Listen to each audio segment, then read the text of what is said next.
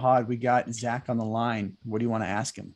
Investing in multifamily in 2022 has presented some of its own challenges and rising interest rates. Do you think it's still a good time to invest? And have you kind of seen this before? I have not seen the rising interest rate environment. I started in 2014, but I think the best thing to do is if you don't take the shot, you won't make it. There's no chance, right? So, so I would just say is like you make an offer what makes sense for you to accomplish and gets you through the closing table. Mm-hmm.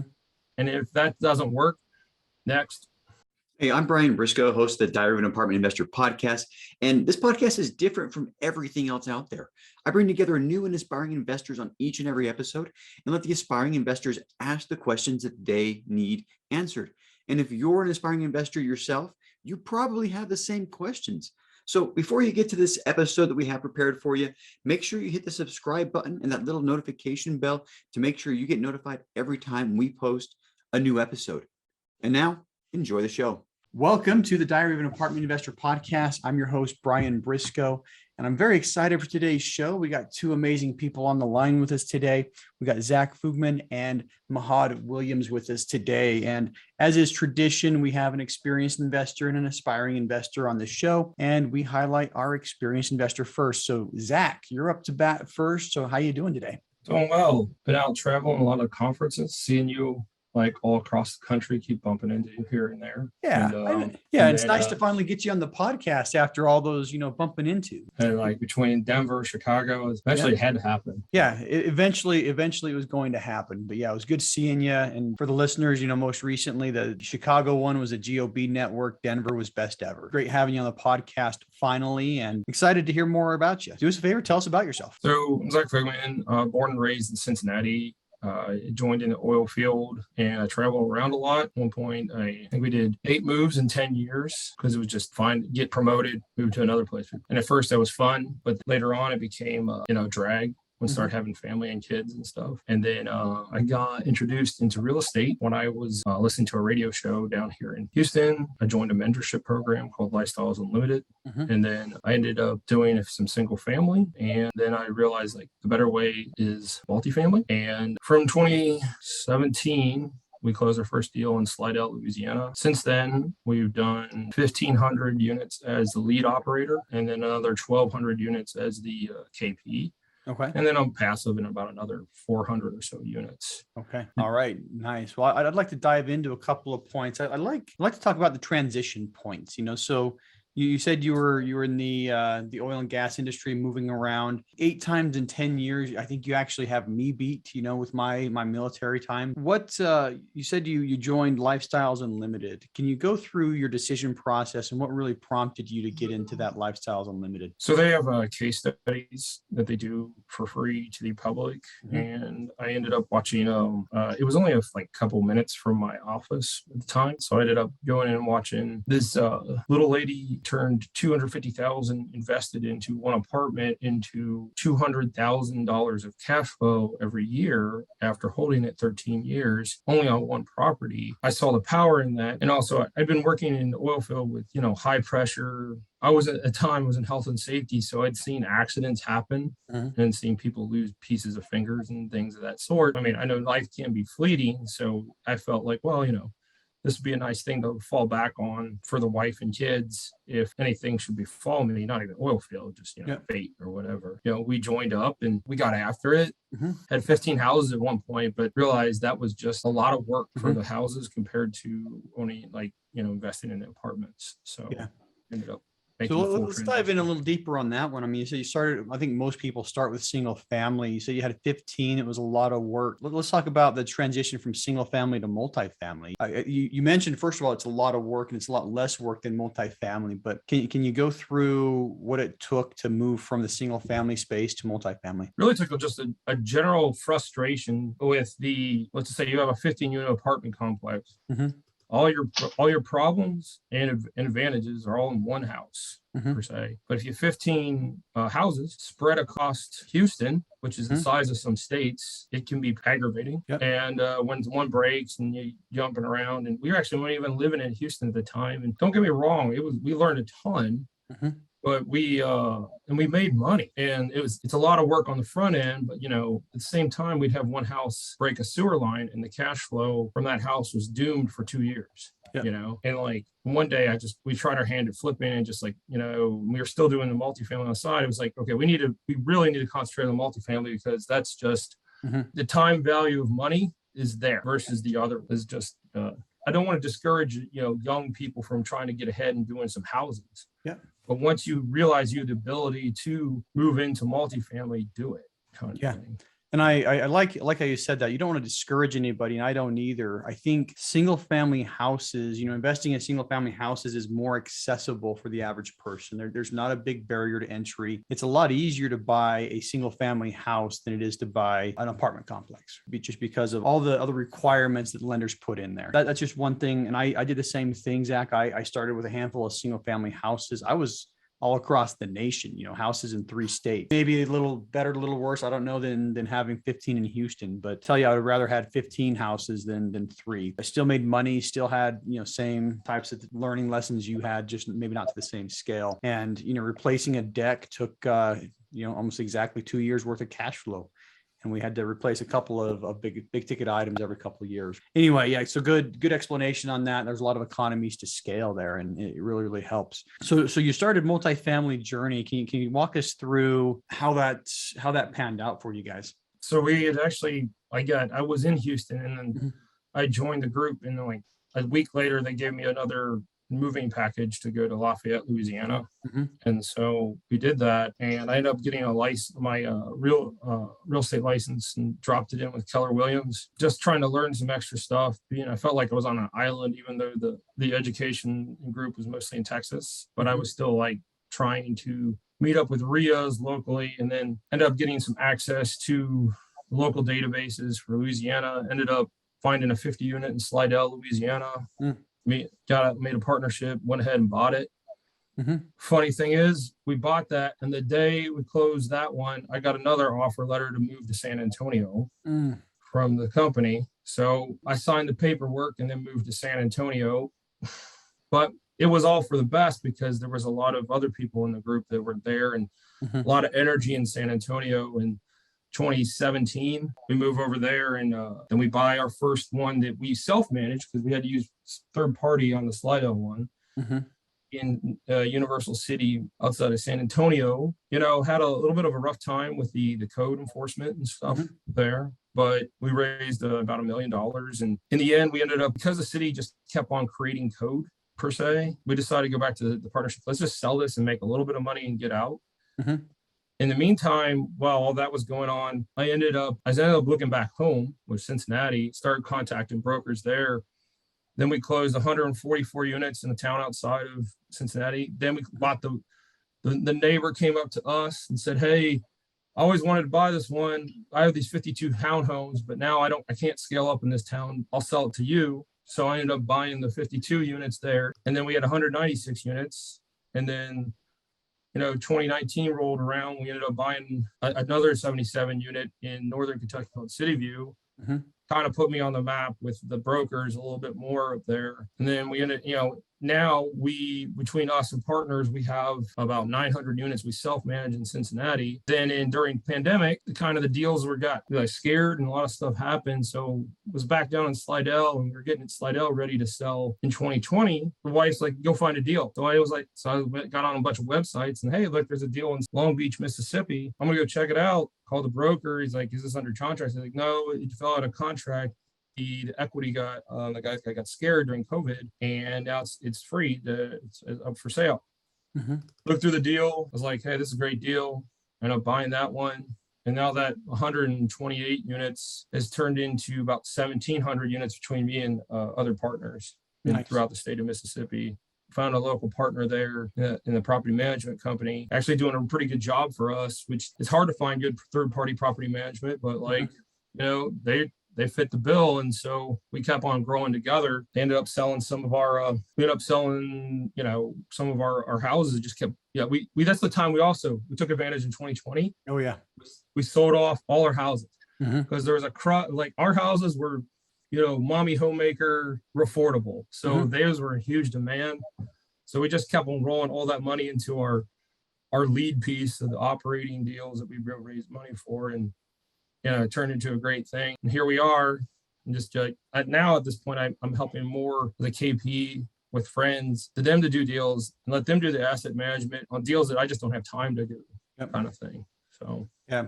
Now KP, I think for a lot of people is a newer term. Can you explain what that is? It means you have the financial ability to sign on the loan, and you're part of the like the asset team kind of thing. You're generally not one making decisions, but the bank can hold you accountable for the operations. So, you're like the number two, but the silent number two if needed. But in a lot of cases with my friends, we use my property management company in Cincinnati, and then just kind of like we help with the management. So the bank a lot of times comes to me, but essentially it's like a co-signer for lack of just plain man's term. So. Yeah, I think co-signer is probably the best way to explain it that people understand. And I mentioned earlier that multifamily has some barriers to entry. And one of the barriers to entry, and it seems like a conundrum where you have to have experience to get experience.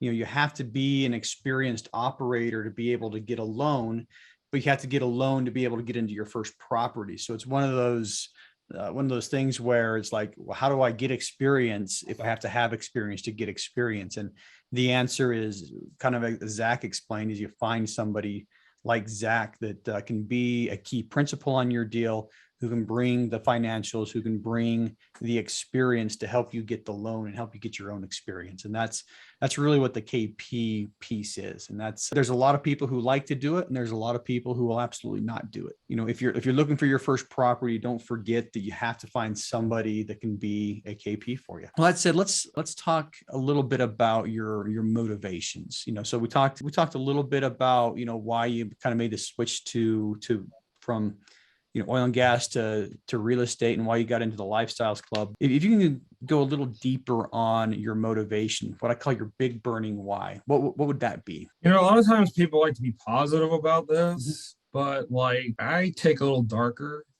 Sometimes is that when I was in like 8th grade, like I was always this big guy that people picked on. They said I was like the slow ogre kind of thing. Said I was just gonna be like a taxi driver. That was one thing. And then like in high school, I don't know why, just people would just want to like mess with me kind of thing. I don't know why you would mess with the biggest guy in school, but okay. And I think it just always had doubters in my life. So it's kind of, and I always like, well, I'm going to go earn it. Yeah. I mean, everybody's like I have the family, the kids, and that's a secondary, that's half, but the other half is like kind of a big FU to a lot of the haters kind of thing is one of my big whys. And I don't know, it's, some people say, well, that's not very healthy, but it's like, well, it's worked for me. It motivates. It really does motivate. And I know a lot of people, they look at childhood experiences, and a lot of people who like set up, charities and funds and everything else, they're always looking at the childhood experiences they had or things that they struggled with as a kid. And that tends to be motivation for a lot of people. Healthy or unhealthy,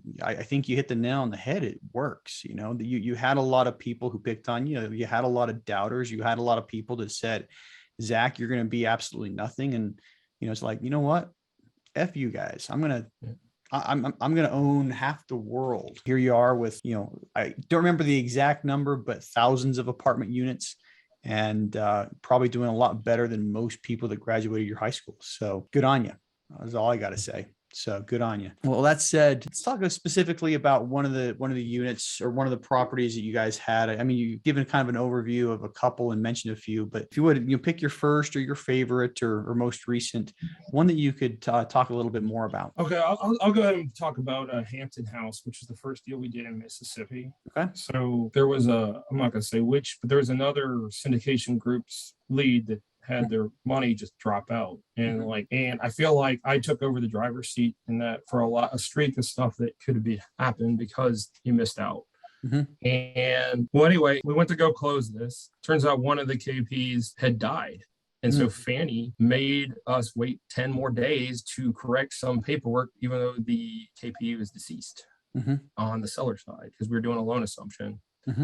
And so we assumed the loan. We had to sign I had to take a leap of faith and get the insurance locked up 2 weeks earlier because they were getting jitters about potential hurricanes, because this property is like a mile and a half as a crow flies from the beach. Okay. And we went ahead and paid for the insurance before closing.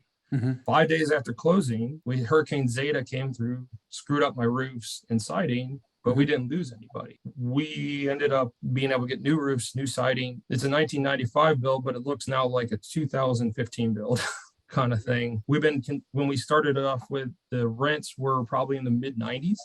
Okay.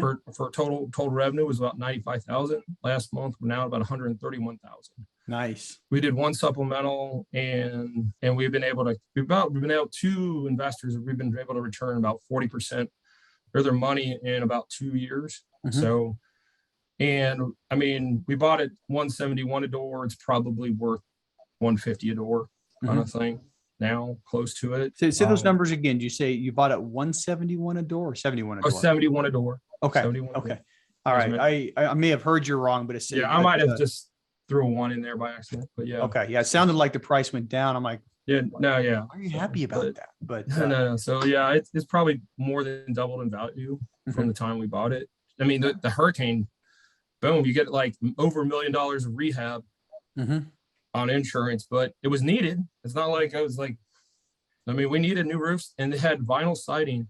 And then we comped out versus going back with Hardy or vinyl. The Hardy was $300,000 cheaper than going back with vinyl. So it was a no-brainer on that. Now we have a Hardy side property, alternating colors. That's like the shining star of that area kind of thing. Good reason for everybody to be well insured, because when you have that event, that type of event, the insurance company will come in and they'll build you a new building if that's what it takes. But, make sure you are well insured. And something we've learned is put your deductible at a reasonable level. We had a fire in one of our buildings and we had a $50,000 deductible, and the entire fire rehab cost was about $70,000. And so it was just like, we ended up paying most of that. Another lesson learned on insurance, set your deductible at a reasonable level, so that if you do have the claimable item, you're not going to be losing your shirt. Thanks for that. It sounds like you've done amazingly well on that property, and, taking the hurricane, and I guess what's the proverb? If you got lemons, make lemonade out of it, and done extremely well on that. So that said, last question for you before we bring Mahad on. What's next for you? Just continuing to help more of my friends do deals, and I'll KP the ones that I can't do, or maybe I live in Houston. The joke is that I live in Houston because I travel so much. Maybe I will come back and do a deal here someday, but I'm having so much fun in the tertiary and the secondary, so we'll see. Yeah. Well, if you carved out a niche and you're doing well at it, there's a lot of good reasons to keep on going down that path. But Houston's still a great market. It's one that I'm looking at myself. So I haven't bought anything, or I'm not a GP on anything in Houston, but I think very shortly that's going to change. Thanks for sharing all that with us. And actually, one last question. You say you help all your friends. How do you become one of your friends? Well, some of them invested with me. Some have worked with me multiple times. I told them to join the group. My wife's got we helped her sister-in-law. My sister-in-law's got 2 deals that we've helped her get. Nice. Yeah, there's just been throughout our history, people who did believe in us ended up hey, you do a deal? And I'm because there's deals that are too small for me to go after anymore. But for them, to get them going, it's great. I'll give them the roadmap, and then they stroll down the road. Kind of thing, so. Yeah. And I've KP'd one deal. I've been a KP on one deal, and possibly we got 2 more in the pipeline right now that we're looking at. And I think you're right. Some of these are deals that are too small for me. They're still good deals, and helping other people has its own reward. But you also get a part of the GP, which means you also get paid for helping people. The way I look at it is, it's the best of both worlds. As long as you as a KP can mitigate risk and make sure you're not going to lose your shirt, it's the best of both worlds. But that said, we're going to shift gears, and we have Mahad Williams, who's been patiently waiting. And Mahad, you're up to bat. So how you doing, first of all? Good. Thanks for having me, Brian. Yeah, no worries. And thanks for being on the podcast. But do us a favor and tell us a little bit about yourself. Okay, my name is Mahad. I live in the Bay Area, Northern California. Mhm. I started my career as a barber. Actually, I was a barber for 13 years. Became an electronic technician for a train system in the Bay Area called BART, where I kind of work on the electrical part of the trains. Mhm. Pretty fun job. Mhm. This is a job that I work at now. Mhm. And so I own a duplex. I owned a duplex for a few years, collecting rents Mhm. from tenants. The duplex in the Bay Area. Yeah, so that's basically where I live now. Okay. Kind of how I started with kind of Yeah, a duplex in with the Bay Area is like a 10-plex where I live if you look at pricing. So that's yeah, not insignificant. nice. Yeah. Yeah, so I live here collecting rents from tenants. Found out about a mentorship Mhm. called Multifamily Mindset. Mhm. They came to Sacramento, kind of signed up for that. Signed up for it in September Mhm. 2021. I'm a member of that right now, and so. Yep. Yeah, and that's where we met. So I've been somewhat involved with multifamily mindset. I'm not official, but they keep on inviting me back to speak to the students. So I'm just very happy to meet you, and hopefully we can help you get your first big apartment deal along the line. So, like I said, one question that I ask everybody about the motivation. What is your big burning why? Oh yeah, sure. Of course, to get out my W-2, right? Basically, to have the financial freedom that me and my wife kind of desire. Mhm. To let my kids, my kids look up to me. The people that look up to me, I want them to know that I can do it. They can do it. Kind of Mhm. teach them a new way, new avenue of how to own your own business Mhm. and be financially independent. Yeah. And of course, I also want to be able to have the option to help less fortunate kids, help less fortunate communities, not Mhm. only in America but in the world. Something I've traveled all over the world, and something that I've said many times is U.S. poor is middle class in most countries. So I like how you say help the poor people all over the world, because it is a problem. It's not just here in the U.S., but it's a much larger problem everywhere else. So very much appreciate that. And something you said just reminded me of something. I've got kind of a unique family, I guess. My wife and I have 5 kids. 2 of them are in their 20s, and we have 3 of them under the age of 12. So we've got a big gap between them. And you mentioned teaching your kids a better way. I wish in a way I could go back and teach my older kids, and I can. It's just a little more difficult, but teach my older kids what I've learned since. And I think they're going to have a much different view on money than the kids that I have in the house growing up now, because I've learned so much more about it. I don't think it's too late for my older kids. Just they're going to have a much different experience in the house than the younger ones did. But anyway, that's beside the point. That's me, not you, and we should be talking about you. But here we go. Let's do this. Let's get to my favorite part of the podcast, where we have you ask some questions. So Mahad, we got Zach on the line. What do you want to ask him?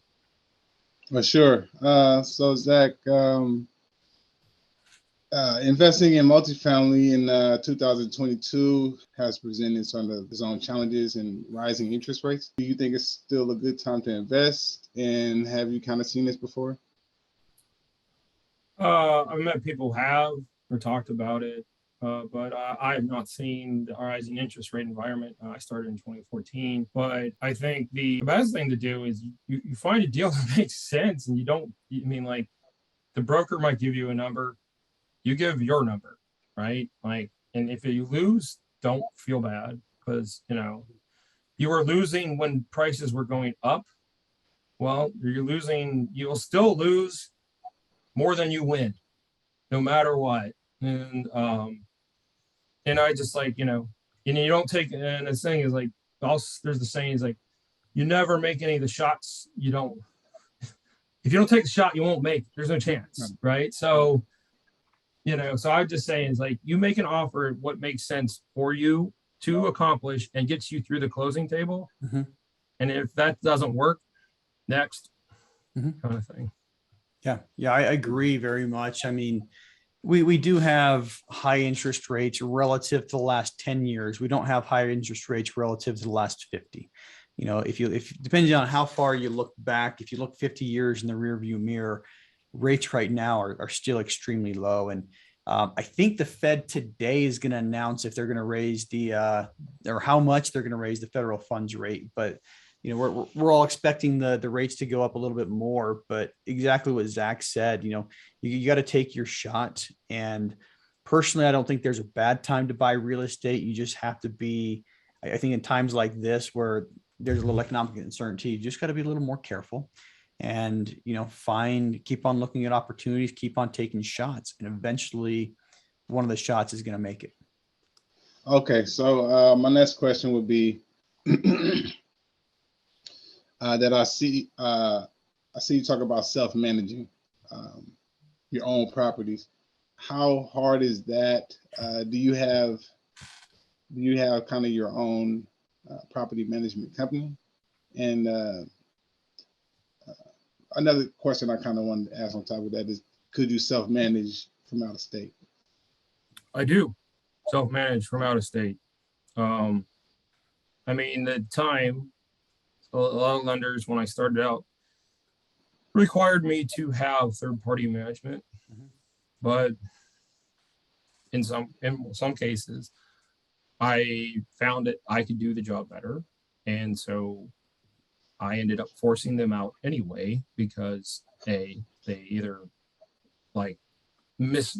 commingled funds, they weren't getting, the occupancy was failing unnecessarily when the rest of the submarket was blazing hot.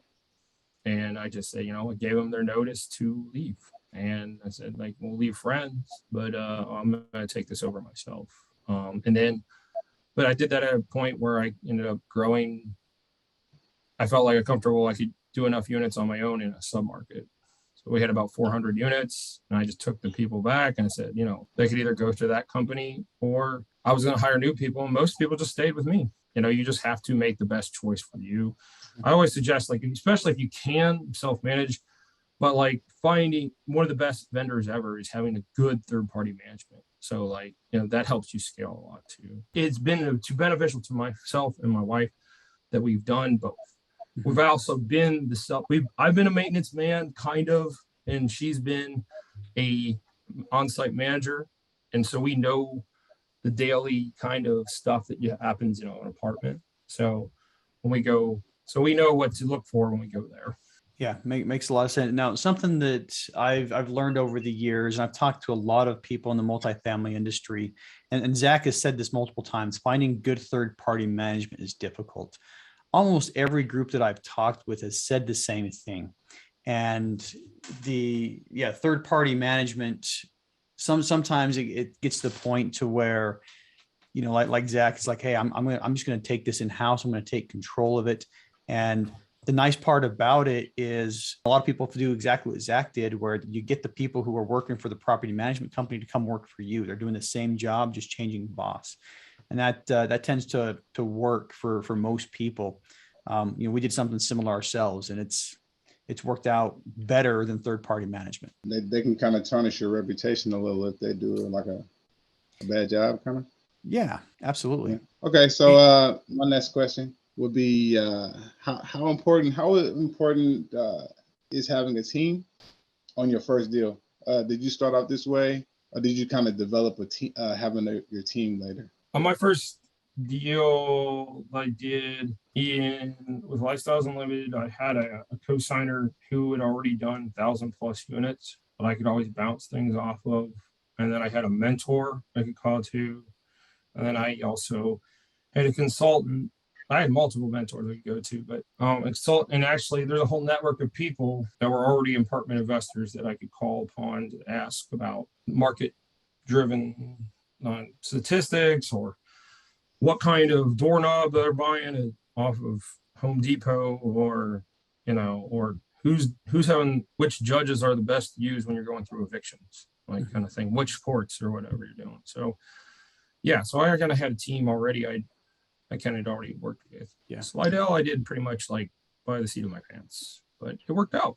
When you say by the seat of your pants, were you the only one involved, or was it? No, I had two KPs, but they didn't know anything about multifamily either. But they had lots of real estate experience in Lafayette. So, but the net worth was, this was 2017. Mhm. So there was a little bit more leniency Mhm. with the lending. But we had the education too from LA Styles, and we could call people and ask questions. But yeah, that was kind of like, got some friends together, let's go do this. And it was 40 a door kind of deal, and we sold it for we bought it for like 2 million, and we sold it for like 3.2 4 years later.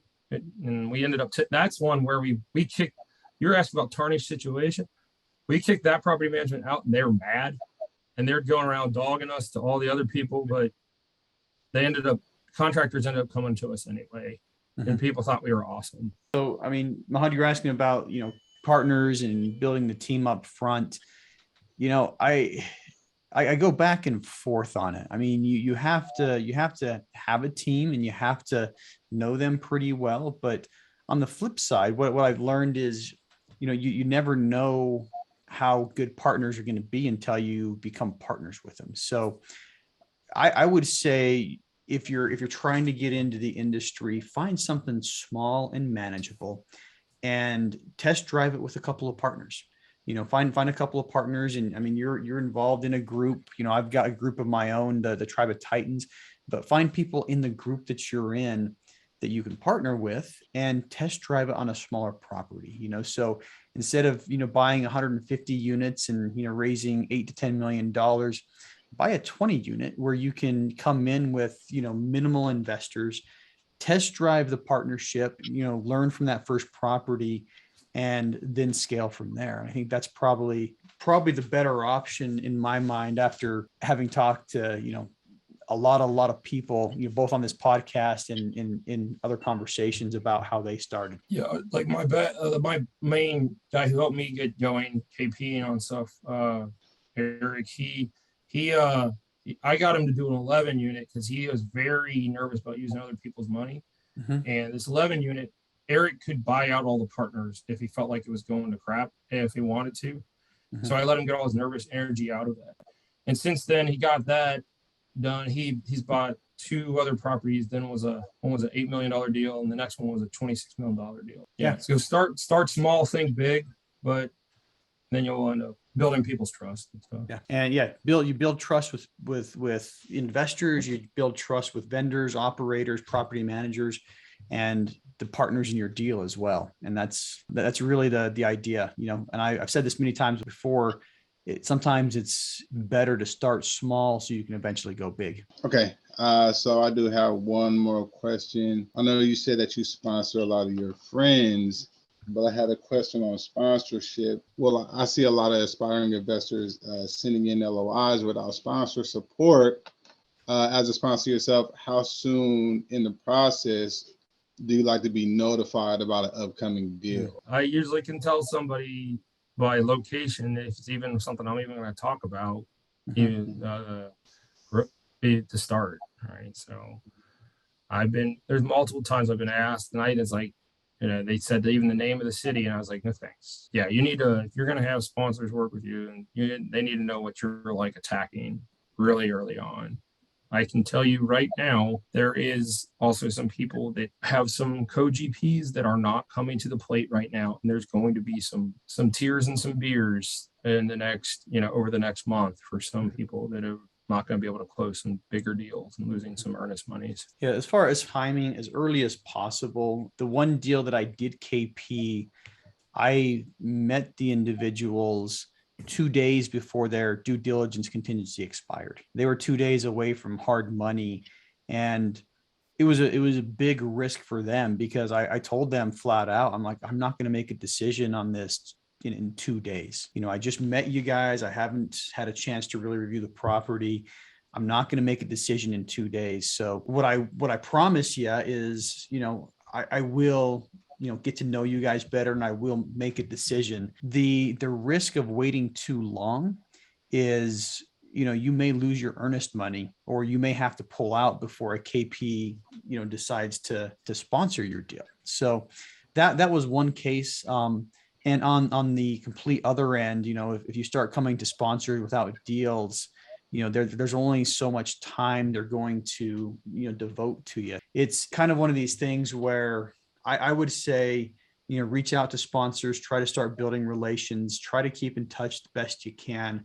And then as far as deals, I would say right around LOI time is the best time to get into deals. Hey, Mr. Sponsor, Miss Sponsor, I'm going to put an LOI in on this property. If you're interested in sponsoring it, I'd love to have a chat with you. That's where I think is probably the better time is when you're putting in an LOI, and that signals to the sponsor that you're active, you're looking for deals, and there's a potential there. Anyway, we are out of time. So thanks very much to both of you for coming on the podcast today. Very much appreciate it. And so last question for each of you, how can listeners learn more about you? Zach, you get to go first.